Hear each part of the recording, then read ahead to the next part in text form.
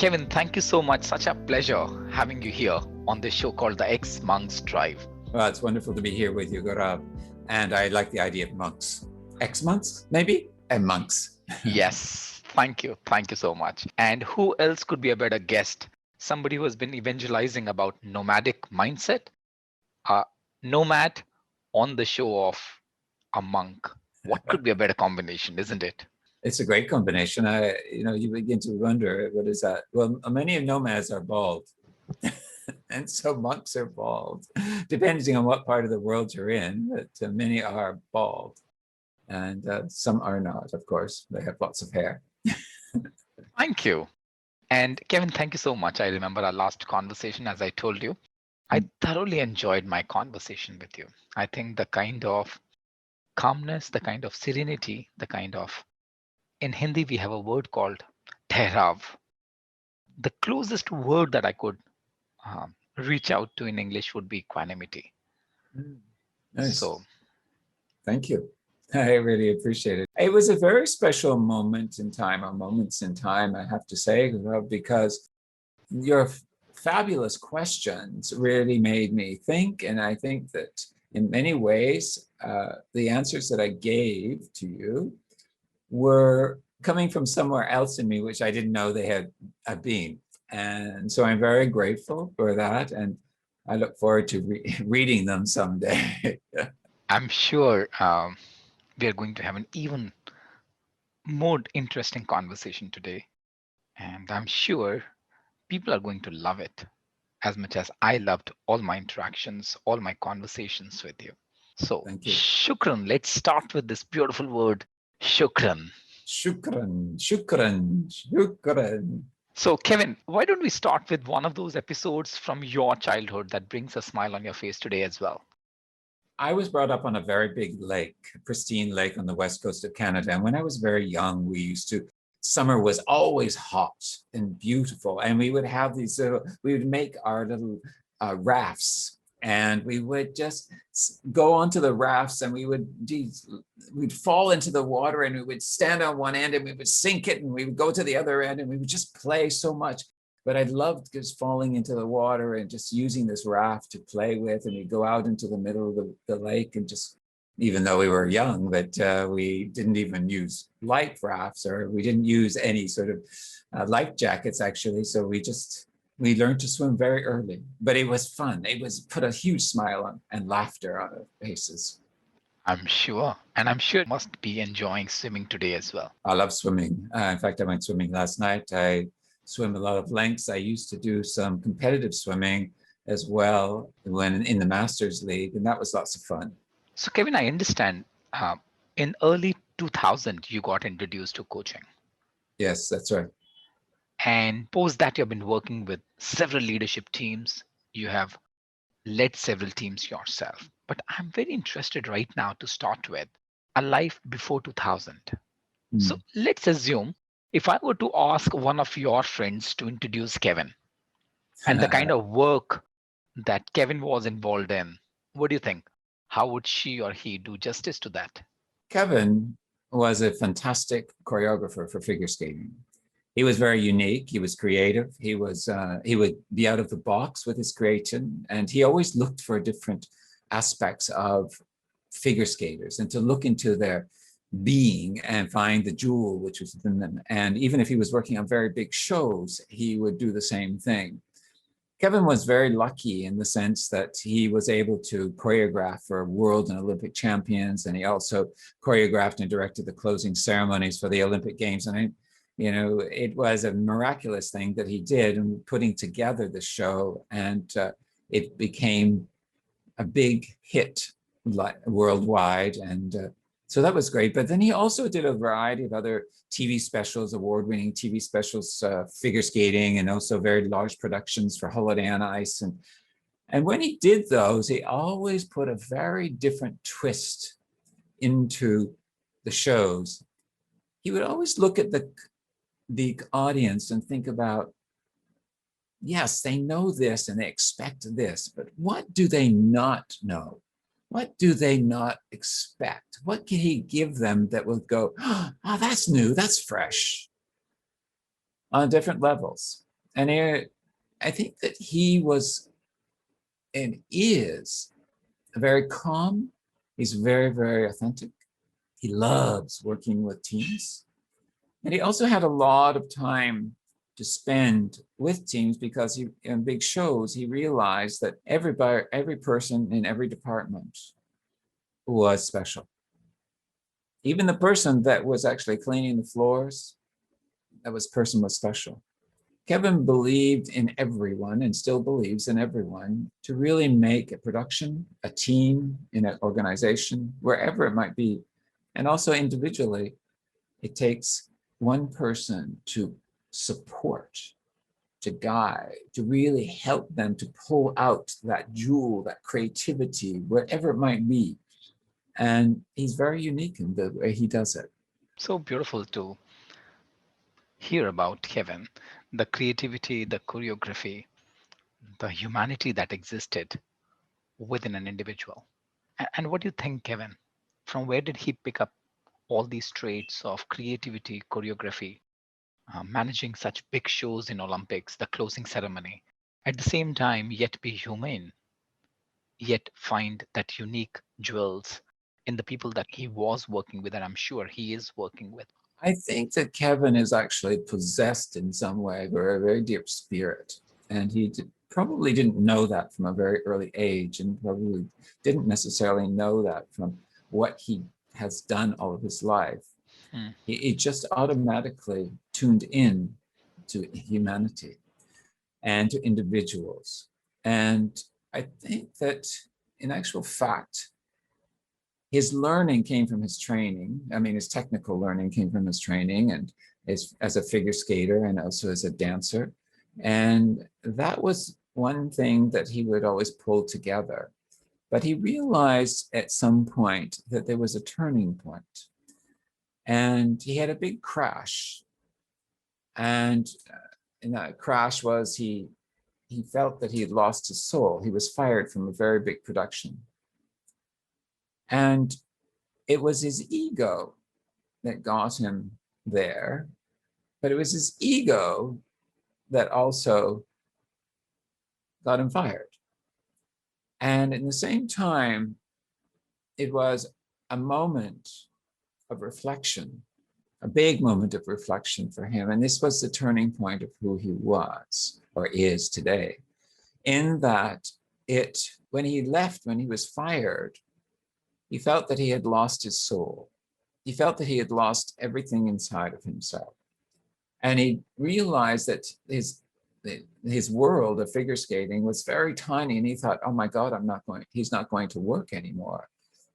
However, what he did was take one small step out of the box each day to find something new about himself and to just sort of go outside the windows and outside in the streets and just watch nature and spend time.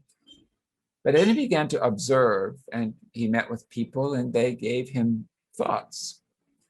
So one person gave him a thought around the book by Julia Cameron, The Artist's Way. And he undertook that, and he did it. It's like a therapy session to unleash his creativity again. And that also unleashed a variety of other observations of where he met a friend of his on the street one day. And he was thinking, he said, oh, I know that my friend follows an Indian guru. I need to find out if the person that's written this book, Julia Cameron, follows this guru. And so he turned to his left, and his friend was standing right there. And he said to him, do you want to go for coffee and talk about this? And so he said, yes, now, it's good. So he did, and he invited me to a satsang the day afterwards, a special satsang. And he met, in many ways, his guru in the non-physical form, Guru Mai from Siddha Yoga. And that became the change. He started meditation. He met his guru. He started to see bigger, wider things. And he realized that when he connected the dots backwards, that this was meant to be. This was a crash that had to happen. Mm. And he decided from then on that any production, any possibility that he did, he would do from the heart So, instead of the ego. so help me understand. You've used the word ego 3 times and you used the word soul twice. You also mentioned that something got died within. As I was listening to you, it reminded me of a story of Welanda, the tightrope walker. And post that accident, somebody asked him, "What happened? What would you do now?" He said, "The life is on the rope, or it's nothing." And the very next day, the moment he started to walk with crutches, he actually kept a tightrope 1 inch over the ground and started to practice there. That's the image that came to me. And when you spoke about ego and the soul, another quote came to me that says, "Every act of creation begins with an act of destruction." And I'm a firm believer that you have to kill yourself to give birth to a new self. That's beautiful. So, Kevin, as I'm just listening to you, and you introduced your guru in the conversation, whom you met in the non physical form, just curious, what got killed in that moment and who took the birth inside you in that moment? This is a great question. So now I'm reflecting back to that. I think what got killed was the ego itself and the thinking of what being famous in the way that I was looking at it from that point of view. That every indication along the way indicated something was wrong, but I wasn't listening. So the birth, what came after that, was the point of listening, deeply listening to my inner intentions, inner desires, inner dreams, soul, spirit, all of that came to life, which it was there before, but it was not awakened. And it was awakened by the Shaktipat experience of the Guru some months later. And the realization that all things fall into place for the right reason became very clear. So why did I have this thinking in my mind? I must ask my friend, and he was standing next to me on the street. It was meant to be. Why would he be there otherwise? Why was I to be sitting at a coffee shop and a friend of mine said, "This is the book for you"? And it became the book. I had never heard of it. Why did, when I was doing retreat to meet my guru for the first time, it all fell into place? Why was, when I was to return to Canada from my trip to Europe, I was going to do an intensive? Why, when I was booking my flight, I could not get back to Canada on May 3rd or 4th or 5th of that year? And when was the intensive? May 3rd, 4th, and 5th. It was all meant to be in the stars that this was to happen. Yeah, yeah. And we block this in our lives. We block the intention of the universe for whatever reasons. It could be fear, it could be lack of consciousness, it could be the external environments, it could be our desires of materialism, it could be a variety of things. But that's what we find in our coaching today, is that people, they're not aware. They're not necessarily conscious a lot of the time. And that's part of our dharma in many ways, is to open them and expand them to the possibilities so they can evolve. And I'm still soaking in a few questions that you asked. That why did this happen? Why did that happen? Why did you meet that friend of yours in that coffee shop and he handed over that book to you? Why didn't you get the flight tickets back home on 3rd, 4th, and 5th of May that year? I'm still absorbing it. And also I'm reflecting, possibly universe talks to us every moment, provided we are willing to listen deeply to the universe. Life would be so different. Hmm. Yes. And then you spoke about coaching and you spoke about dharma as well. Just curious, how did coaching happen to you? And how did you finalize that coaching is your dharma? And also an interesting stage. And around 1998, I took a workshop in Vancouver, creative workshop, probably around this time. And my co-partner in my together happened to be a coach, and I'd never heard of life coaching before, or I'd only heard of sports coaching because that's what I did.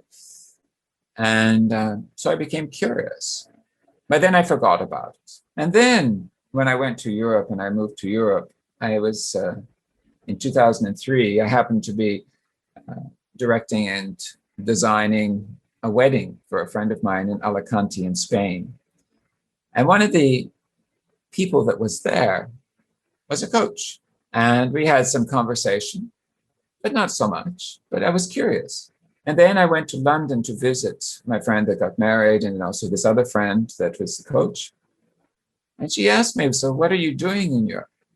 And I was telling her this and that, and I was going to do this and that, and whatever. So it was all over the place. So I went back to Brussels where I was living. And she phoned me on the Monday.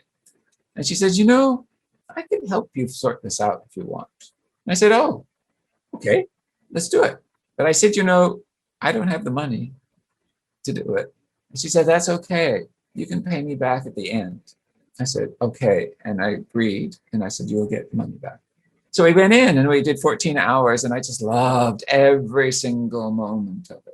And at the end of it, I was going in thinking that I was continuing to work in productions and do all sorts of big projects and all sorts of things like this. And then I realized, in actual fact, I said, no, I don't want to do that. I want to learn to coach.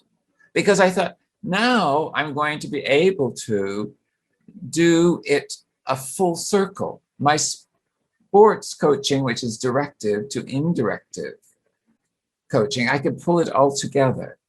And that was important for me because I believe in pulling and circling things. I believe in being able to pull it together somehow. So that's how I came to coaching. And since then, you have been addicted to coaching. You have been dedicated to coaching. You have been married to coaching. Well, not every year. I think what happens in my life is that coaching goes up, then maybe speaking goes up, or then training goes up. And so it's never really the same sort of balance every year. And I think that that's a nice thing. I actually, during my time when I was writing my book, The Nomadic Mindset, I left coaching for about maybe 3 years because I was really focusing on research, writing, doing all that. And then last year, at the beginning of COVID, because I had been living in Brussels, for 10 years, I was working at the European Union institutions and also the agencies as a coach and a trainer. And then I left from 2015 to 2020, and I got invited back. And it was a saving grace, to be able to do that, especially in COVID, where all of my speaking and all of my training had become canceled because of COVID. So therefore, the coaching came into a big, strong foray again. And I've loved every moment of it. It's been interesting, though, because I coach differently now. And I think that's what we do as we evolve and we grow and we shift and we see coaching in very different ways. And probably don't stick exactly to the tradition, but what I learned very much from nomads is flowing. And to be able to flow with the client in every which way, because this is the journey. Because I was going to say that if you hold on too much to the destination, the final end of where we want to get to, you may not discover the true richness which is within. And that's what's so important, is the discovery on many different levels. Nomads, they don't go always in a straight line, and everything goes around in different ways. And that's the whole mind as well. It goes in different ways. The neurons and the nerves, everything goes in different ways. And that's the mapping that we need to allow the client to go nomading, as I call it.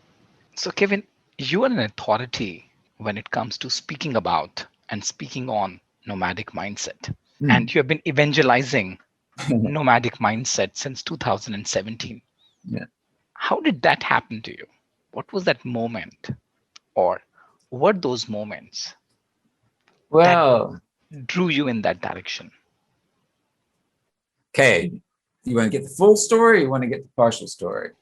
Whatever is comfortable with you. Okay. Well, so what happened was, I have to back ourselves up a few years, is that I used to go home from Singapore to Canada to visit my mother and family at Christmas time. And my mother passed away in 2015, I believe. Yes, in 2015. And I returned to Canada in 2016, the same time, the same day. And it was a horrible arrival because it was so cold and so snowy outside. And it was just, and I come from Singapore, and I thought, a voice inside of me said, what are you doing here? You don't have to be here. Your mother is passed on. You don't need to be here and doing this the same every year.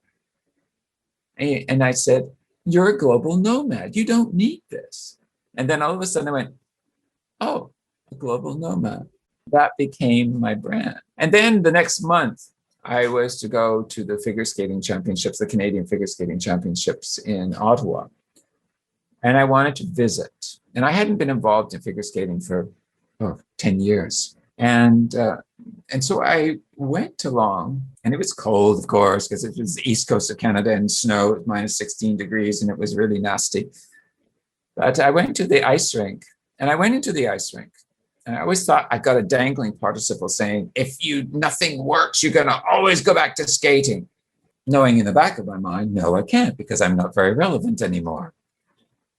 And so I went in and I had conversations. I looked around the ice rink. It could have been 30 years ago. The conversations could have been 20 years ago. They were same. And the skating was interesting, but not so fascinating. And all of a sudden I came out of the ice rink, and I looked up at the stars, and it was a beautiful, beautiful starry night. And I went, I'm free. I'm finally free. Skating had left me completely at that moment. And so now I was free to open up to whatever came. And so I was getting very unhappy before that with the work that I was doing and training and coaching and speaking. And I just thought, I don't have something that's going to take me into the next 20 years, perhaps. I need a real strong purpose. So I had a mentor from the Asia professionals, Singapore speakers. His name is Frederick Heron. And Frederick does this session called it's an ideation. And it's where you learn to figure out what is your theme for a speech. So we sat down, and he said, and I said, oh, skating has left me, but I still want to write a book and I want to speak about the edge and things like that. And he said, but you're not relevant. I went, what do you mean I'm not relevant? He said, you're not relevant. You haven't done it for so many years. So why do you think that you want to speak about that? He said, I'm more interested in what this global nomad is. And I said, oh, okay, well, this is what my brand is. And he said, I'm going to look up nomad, what it means. So he started to look it up, and then he started to ask me a variety of questions like a good coach might do. And he got deeper and deeper, and I got more excited and more excited. And all of a sudden he said to me, so if you're going to have a speech, you need to write a book. And he said, if that's the case, then what would be the name of this book? I remember glancing down at the ground, and within seconds I said, it's the Nomadic Mindset. Beautiful. And he said, I've never heard of this before. This is a great topic. I've spoken all around the world. Nobody knows about what this is. Now it's your turn to find out. You got to go research. So he said, I said, oh, a research? And he said, yeah. He said, you need to research, and you have to, because it's a leadership book, you need to go and spend at least, interview at least about 100 executives. I said, oh, okay. And he said, you need to go and spend time with some nomadic cultures, 3. And I said, oh, really? Can I not just do this on Google and go to the library? And he said, no. He said, you need to go, and you need to live, and you need to spend time, and you need to question, and you need to watch, and you need to eat, and you need to find stories, and you need to get dirty. You need to be there. That's what research is about. Hmm. That's what's going to give you your stories. That's what's going to give the strength to what you say and what you talk about in your Hmm. speeches. Beautiful. That's So how I that came up with it. that was the process that you went through. That was an experience that you went through. Now, Kevin, let me just take a pause here and let me ask this question from all our audience. In fact, that's one question I've been struggling with for the longest period of time. What is my message to the world? Do I have a message at all right now? And to a large extent, my answer is no. Do I have an intention in place? I have an intention in place. That took me a few years to write it down, to put pen to paper. And I'm still contemplating on that one unique message. So, what you are talking about, Kevin, is it began with introspection. It began with listening to the universe and the signals that the universe has been giving you consistently. It began with asking that question from yourself. And then from there, the moment you started to see the glimpses, you started to do the research, getting your hands dirty so that you can get to the real essence of that message, so that you have the necessary stories to share that will give you strength, that grounded strength which is required when you are living that, when you are eating that, when you're breathing that, when you are sleeping that. Yes. So let's hear from you, Kevin. Who, according to you, are nomads? And what is this nomadic mindset that you have been talking about? Well, nomadic cultures exist all around the world in different countries. Most of them are not nomadic anymore. Most of them are semi-nomadic because they spend part of their year settled in a location. And they don't move just to move. They move only for survival, generally speaking. And nomads, there is a definition for nomad in a dictionary, and that usually is somewhere around, it's a culture, it's a tribe, it's a group of people that move from place to place to find new pastures so that they can survive. Yes, that's what it means. However, I got the magical meaning of it when I was in Mongolia.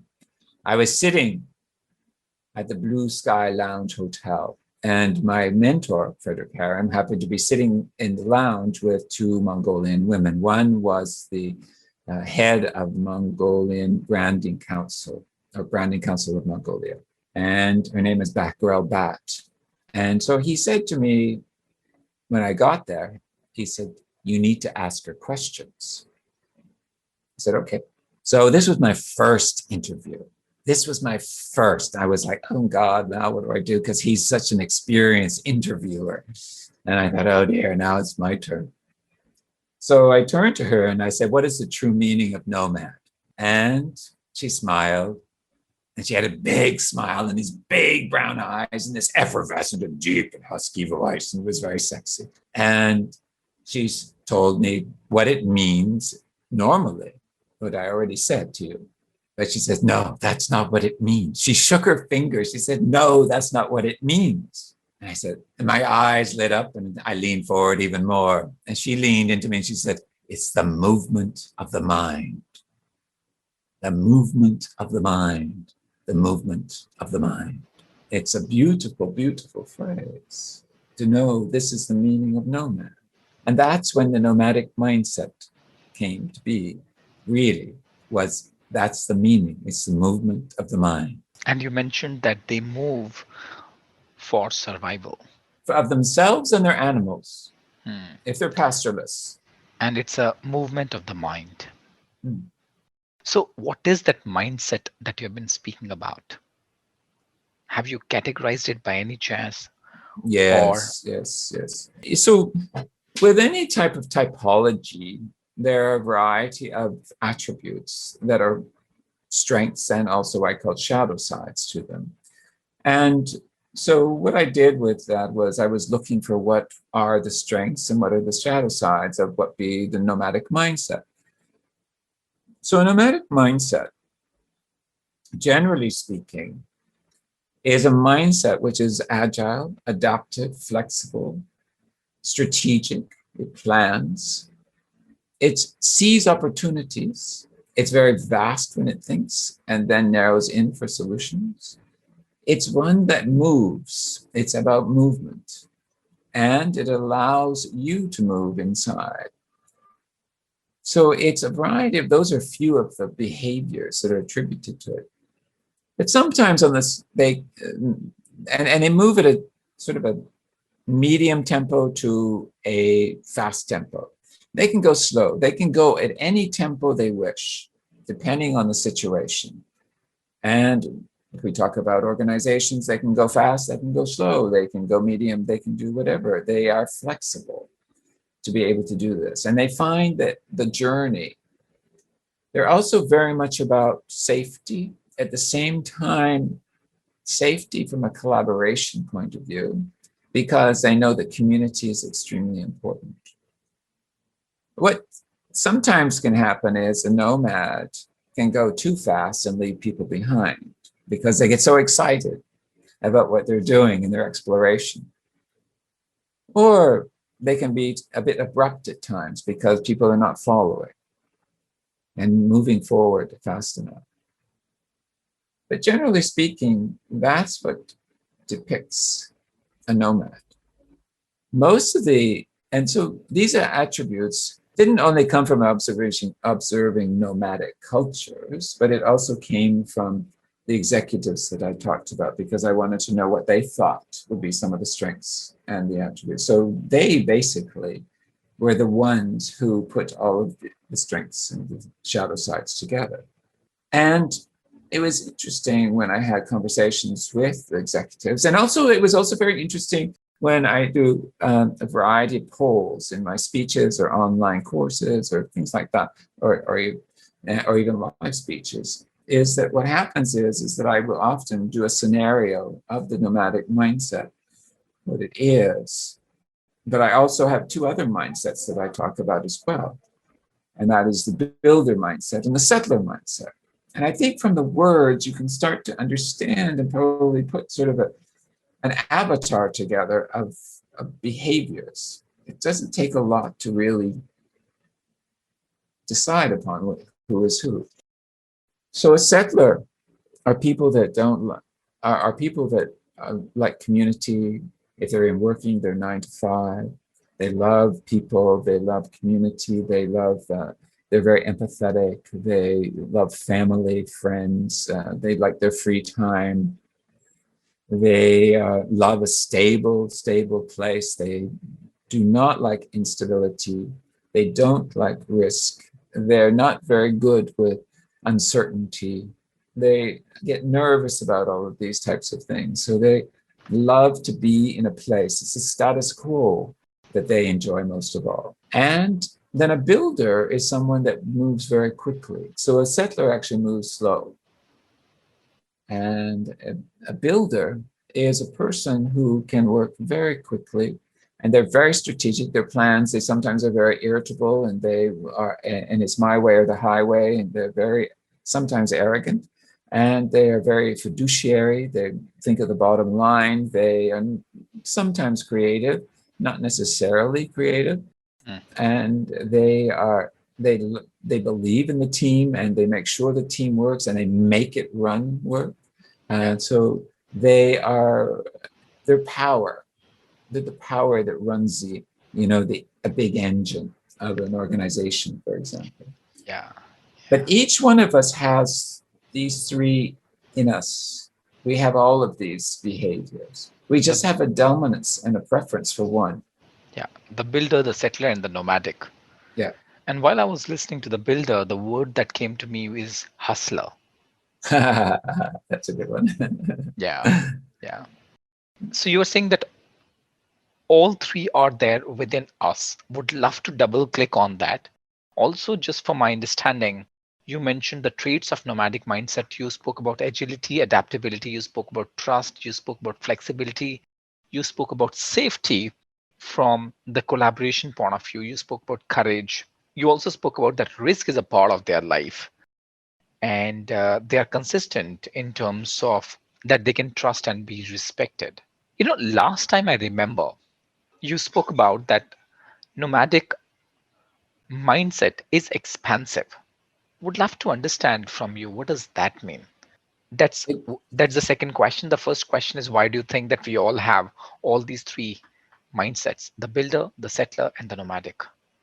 well, we all have all three, and we have them, and we have a dominance for one more than another. And it has to do with our age, it's our financial situation, our cultures. It has to do with all sorts of factors.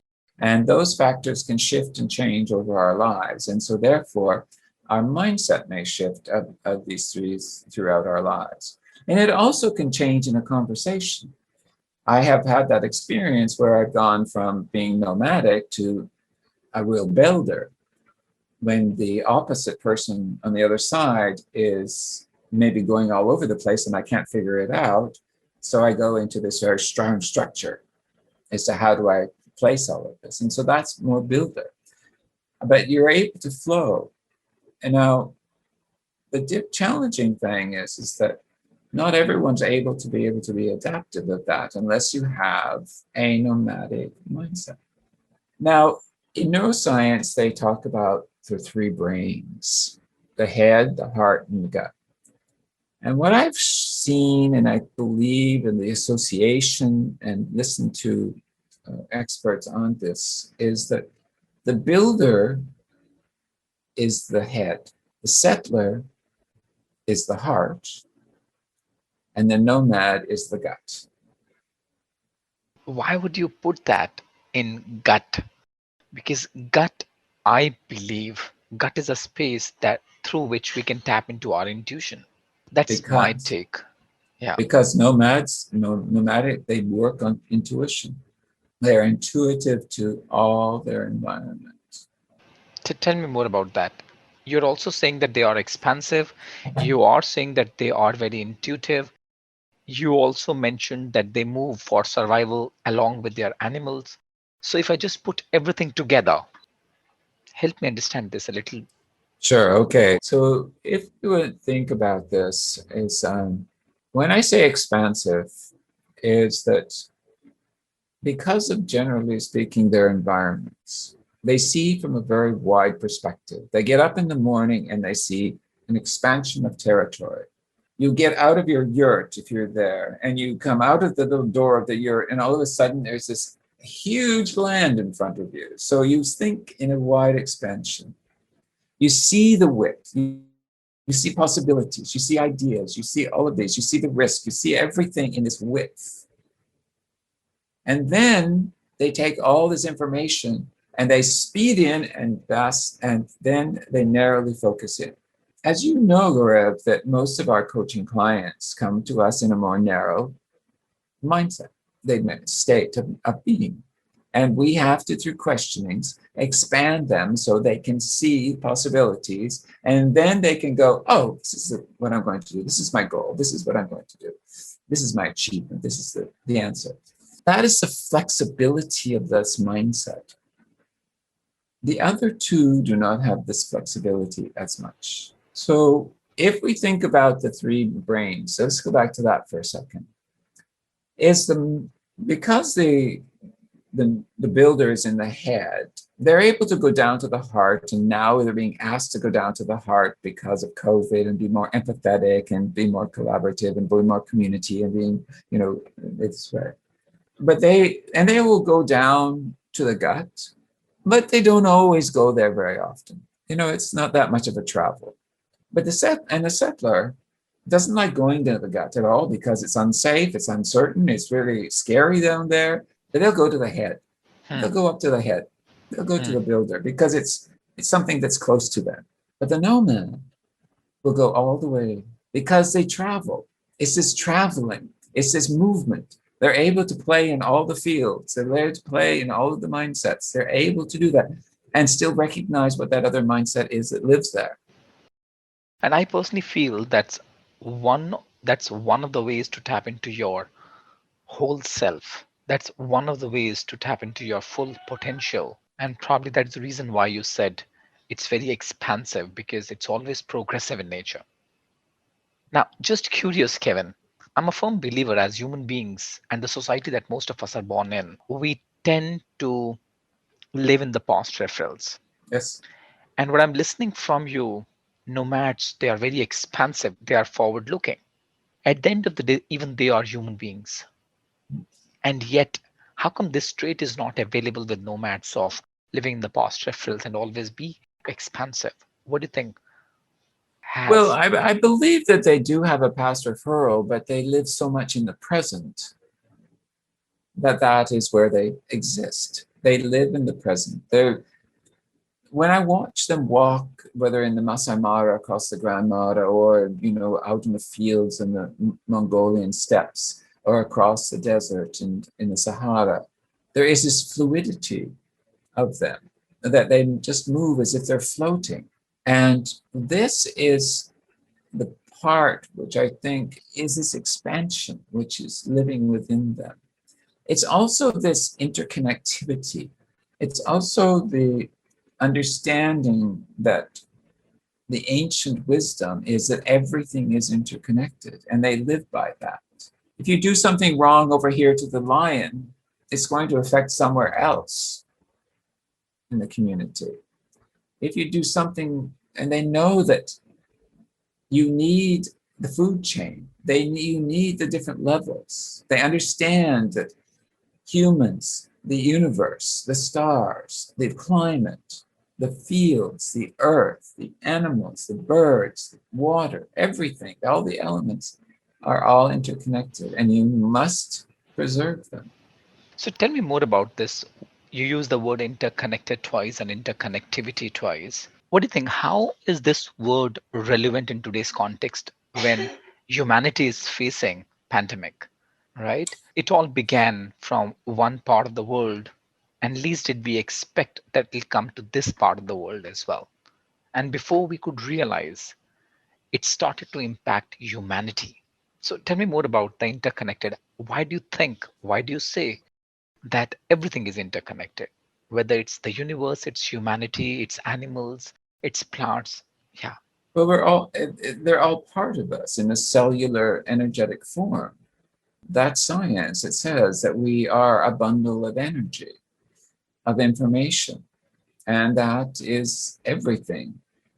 You know, this hand, everything is a bundle of information. All this book is a bundle of information, and I don't mean just it is energy, and all of this collaborates and collides with each other on an ongoing basis around. So this pandemic, in many ways, is a lesson for us to understand that it's not just one part of the world. We are interconnected in this particular, not only this virus, but it doesn't have any boundaries. And that's the thing, is that we as humans have put up so many boundaries in our minds and in our heart, and we're constantly having to get rid of those boundaries. And then in land and territory, there are constantly boundaries. And these are reflections, again, within us. The more boundaries and borders we put up, the less flexibility that we have. So beautiful. The more borders we put in, the less flexibility we have. Beautiful. Kevin, thank you. Kevin, you also spoke about that nomads have learned, I would say, the art of tapping into their intuition. Two questions.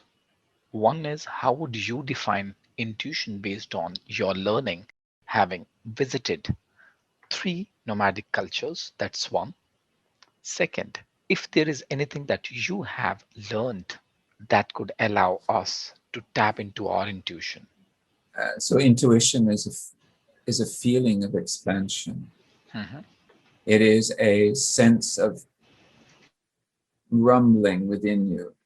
It is a voice, and it's in our gut. It's down deep. It's that intuition. Some people say it's in the heart, is the intuitive space. But it is this movement, it's this feeling. It's not necessarily emotions, but it is a space.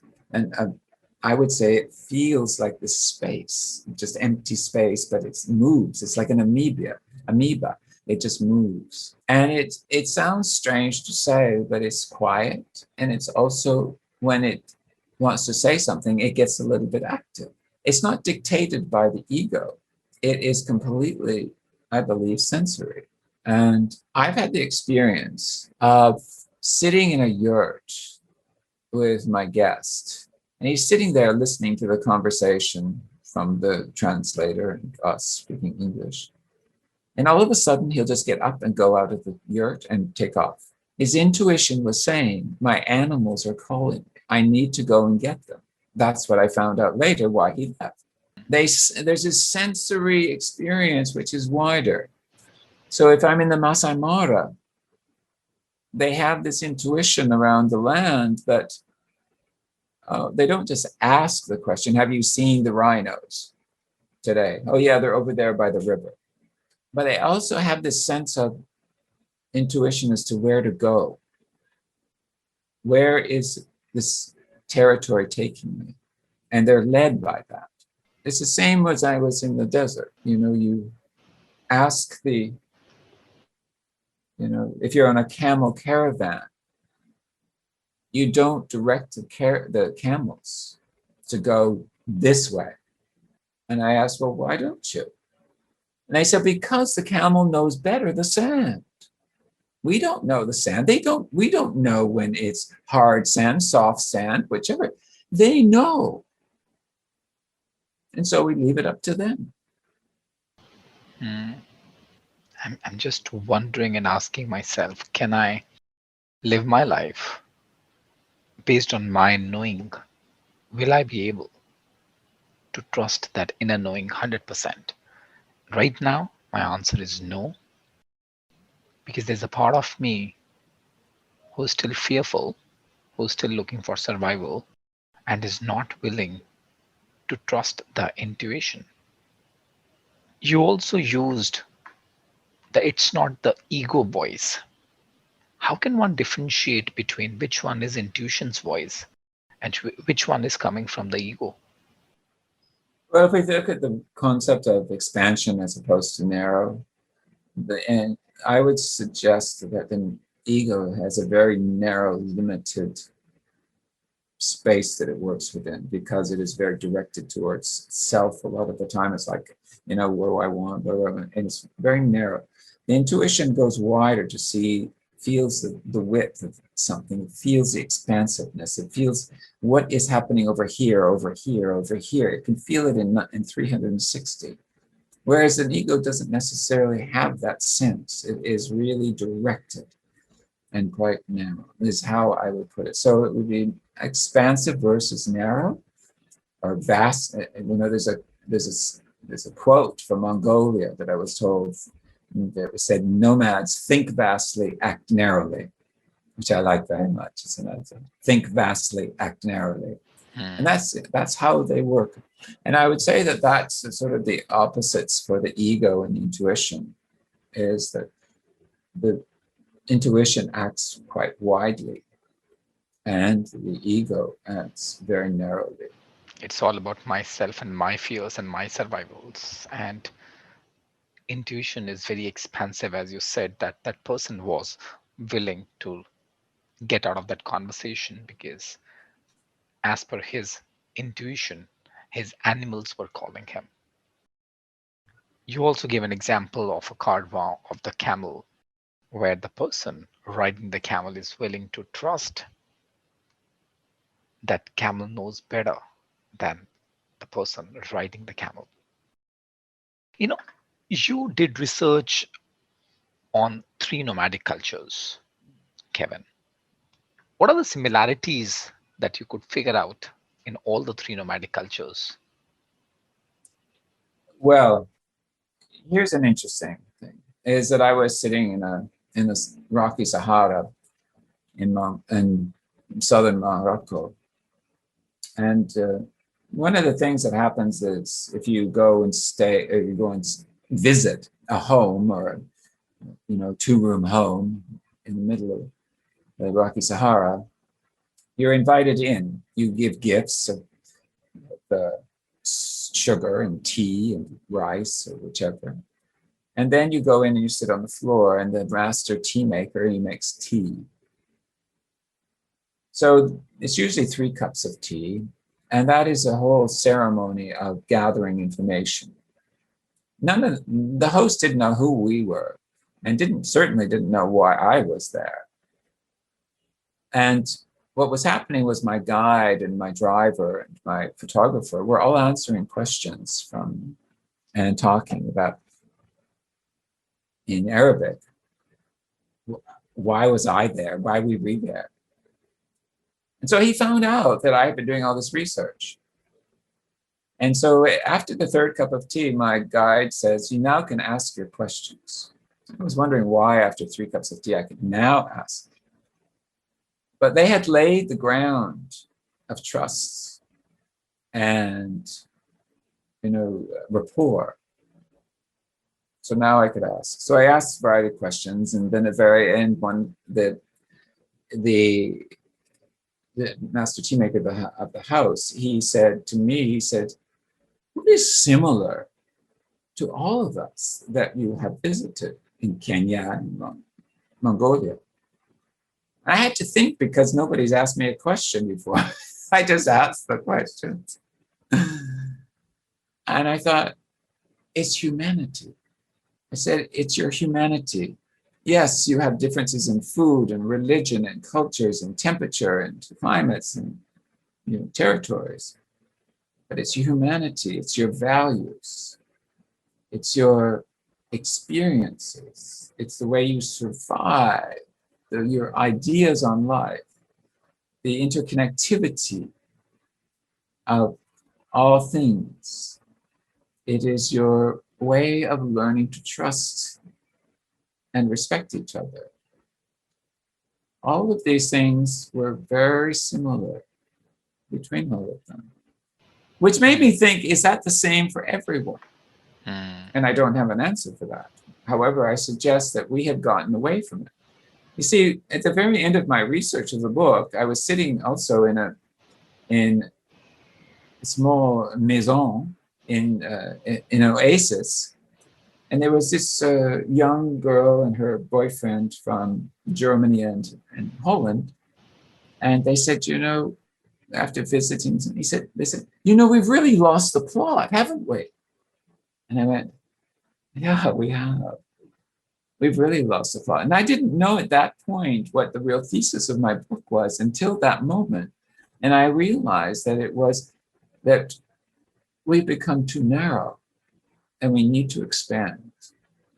And that's the evolution that we need to go on, is that expansion to evolution.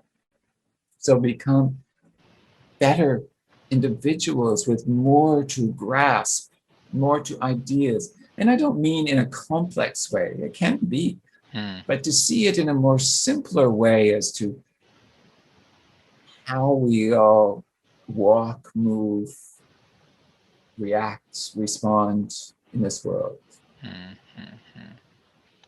Thank you, Kevin. So you spoke about humanity, you spoke about values and the experiences and how they survive. You spoke about the way they look at the world, the interconnectedness, and the way of their learning and respecting and the expressions that they have.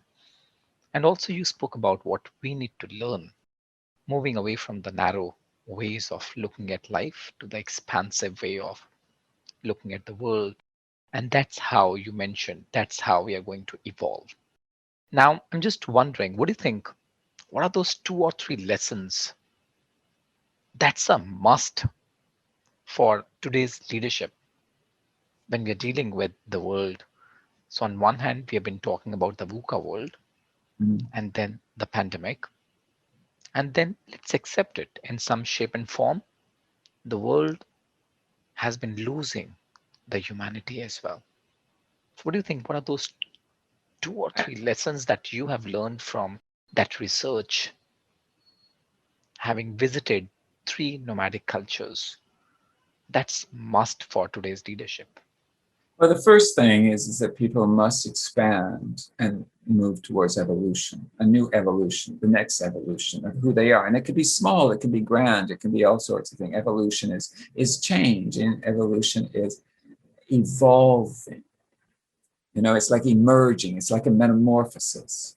And that is one thing. They also need to realize that we've been fed a really poor bill of goods, in that there is no real certainty. There are no knowns, unless that's in the future. The knowns are in the past.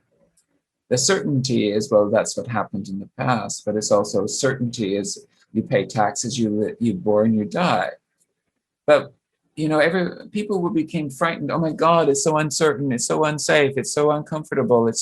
We become entitled to the fact that this is the status quo, this is the settler, this is the builder, this is what we have.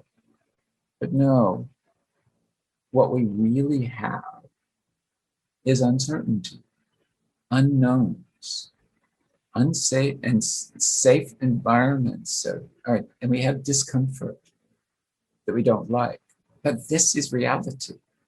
And we need to understand that that is the basis of creativity, is going into those places of uncertainty, of unknown. That's the world. And you look into a laboratory, it's the unknown that's in there. How do we create this virus? It's the unknown. It's the uncertain ways that chemicals react together. It's what is it going to be? That's the exploration. That's the nomad. And as I say, the nomad, go nomading, move. Let's allow that. The other thing so if that's two, then the other one is they must allow to see everything as an opportunity. Every seed that is around us. And when something is put in front of us, stop for a moment and go, why is that here? What does that mean? Not only to me, but is that a message for some sort of my business? Is that message for how I deal with my friends, my families? What does it mean for me? What is that for growth? This is called consciousness.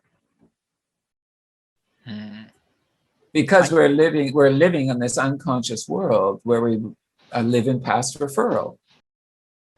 Yeah, so beautiful. Kevin, thank you so much. The first point, what I'm listening is being expansive. Am I willing to be expansive? Rather than looking at that narrow way of looking at the world, can I expand myself? Can I move towards the evolution? And the second point that you mentioned about being okay with the uncertainty. And as you mentioned, the only three things which are certain is the birth, the death, and the taxes. And the consciousness. I think the first and the third point dovetails with each other when we talk about consciousness. And so thank you so much. Shukran, Kevin. Thank you so much. Shukran, absolutely. It's been an incredible pleasure. Yeah. Kevin, just wondering, how did this research shifted, changed, transformed, whichever word that you would like to pick up, please pick up. How has this research shifted, changed, transformed you as an individual? So what is available to you now, which was not available to you then? I think I learned a variety of lessons from a lot of people. One of them as deeply as gratitude. I didn't really have a gratitude practice before. And now I have a daily, twice daily, a gratitude practice, which makes me so feeling of such comfort and at the same time, love. I have an understanding now more so of, I slow myself down to think out, why is this happening to me? Or why is this in front of me? Or what is going on here? I ask the questions. I don't think I did that before because I just was on some sort of, automatic drive, like we are in the world. I mean, look at big cities. You just sort of go from place to place. You don't really think, and you're also distracted. I also believed that what I learned from this was to be careful of the too much distraction and to be able to sense your environment in 5 ways. One is to be still. One is to be alert. One is to be listening deeply, the other is observing, and the other is curious. Those are five main behaviors or attributes or qualities that represent these nomadic cultures. And it absolutely reflects on all of humanity. Hmm. However, what I found with nomadic cultures, every single one is humming at the same time, where for most of us, it's hard enough to listen and then to observe and then to be still. We segment everything. Everything for them is a totality of the interconnectivity of all of them Hmm. and their territories, wherever Beautiful. they are. Beautiful. So you spoke about stillness, you spoke about being alert, you spoke about listening, you spoke about being observant, and then you spoke about curiosity, being curious. So beautiful. Thank you. Thank you so much, Kevin. Kevin, just curious. Now If you're you curious. if you are if you were to revisit your life, and if Hmm. you were to give a piece of advice to your 21-year-old self, what would that be? Yeah, it's a really good question because what I was thinking was that uh, to go nomading and to discover, but I already knew that for some reason. I was already on that track. Um, um, I would say explore, explore is that you need to explore every day something new. You need to explore through being curious. You need to explore by asking questions. You need to explore by just being in nature and touching the leaves and touching the bark of a tree. You need to explore because everything is a reflection of each other. So apt, Kevin. I got an opportunity to interview the ex CEO India for Nokia. He moved on to become the CEO of PepsiCo India. Mm. And I asked him the same question. If you were to give a piece of advice to your 21-year-old self, what would that be? And Mr. Shiva Kumar said to be in nature Mm. more often. Mm. And I wonder, there's so much to learn from the nature, as you Mm. mentioned, to touch the leaves, to smell the flowers and the roses and the trees around. So, how would that be different? So, Kevin, here's my last question. Mm. With all the experience and all the exploration that you've already done, Mm. what do you know for sure with 100% certainty and surety? Remember, I said that there's really no certainty, it's all uncertainty. Yeah, barring the birth, the death, and the taxes. Yes, yes, exactly. So I don't know anything certain, necessarily as certain besides that. So you need to ask me a question that's something else, I think. Or ask that again. Let me see what I can do with it. I think that itself is a response that there's nothing certain. So the question is, what do you know for sure with 100% surety and certainty? That I'm alive Mhm. and I'm breathing and I'm sitting here with you in another country. I'm sure that when I get up, I will see something new or something different. I'm sure that I will have something to eat. I'm sure that I will have a conversation with another person. Hmm. So, what is the surety? You know, those are sureties, but they're not necessarily certain they'll happen. Yeah, yeah. Thank you. Thank you so much, Kevin. And for me, that's a gift. That's a blessing that I'm sitting with you having this conversation around nomadic mindset. So, shukran, Kevin. Thank you so much. Eh, It was a shukran, pleasure. namaste. It was a pleasure having you on this episode. And I look forward to our next conversation sometime soon. Absolutely. Thank you so much. Fabulous.